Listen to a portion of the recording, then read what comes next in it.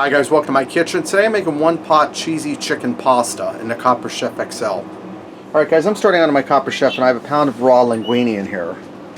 I'm going to start adding in my ingredients.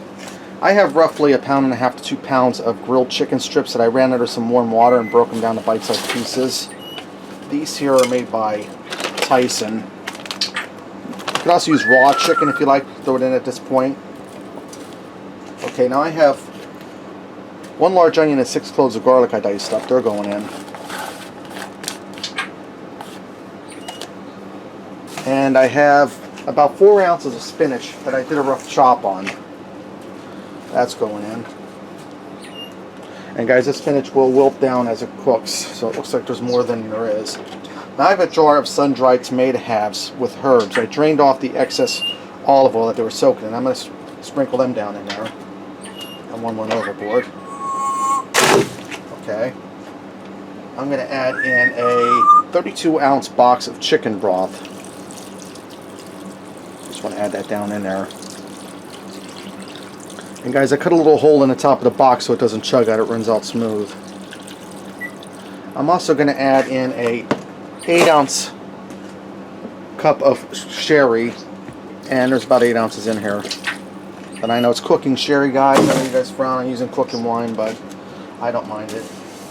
Now I'm going to add about a half a teaspoon of salt in here because the sherry had salt in it and the chicken stock had salt. I'm going to add in a teaspoon of pepper, and I'm just eyeballing this. I'm going to add in 2 teaspoons of Italian seasoning, and I'm going to add in about a half teaspoon of red crushed pepper flake. Now what I'm going to do is I'm going to bring this up to a boil, and then I'm going to reduce my heat back, cover it, and let it simmer for about 8 or 9 minutes till the pasta's tender. And I'm going to go in there with a pair of tongs every now and then and loosen everything up, loosen up that linguine so it won't have one big brick. So when this is done cooking and we move on to the next step, I'll bring it back.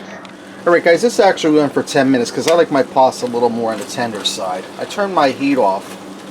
See, everything's looking good here. And don't think for a second you need a Copper Chef to make this. You can use any kind of pan you want, as long as it's big enough to hold everything. Now I'm going to put in some more spinach. I'm going to put about 2 more ounces in. And I'm going to put in about 4 ounces of grated parmesan cheese. And I'm just eyeballing this, guys. Okay, and I'm going to go ahead and fold that spinach and that cheese into our pasta. You just want to mix it well, and you want to mix that spinach down in there so it welts on you. And guys, if you want to use baby spinach, you don't have to put a rough chop on it. It's just whole spinach is cheaper. Don't ask me why. And I don't like the texture of the big leaves. I like them broke down. Guys, this is ready to go. Let's go ahead and fix up a plate and see what we got.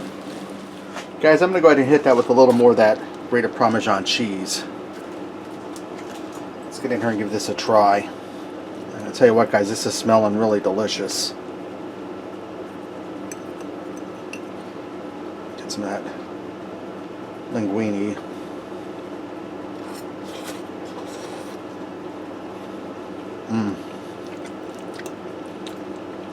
Pasta's tender.